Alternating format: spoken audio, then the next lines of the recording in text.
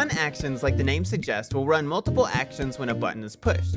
Normally, if you want to run multiple actions, you'd have multiple buttons each doing their own thing, then have a master button to push all the other buttons at the same time. But RunActions allows you to bundle all of those formulas into a single button. Simply type RunActions and separate each action with a comma. Here, we want to push a button to send an email to a subscriber, but we also want to change our status column to Sent at the same time. To do this, create a button in your table. Name it, and under Action, click the Formula button. We'll type RunActions and specify our first action to send an email to the address in the email column. Then set the subject, and use the body column for the body text. This first action is done, so we'll separate our next action with a comma.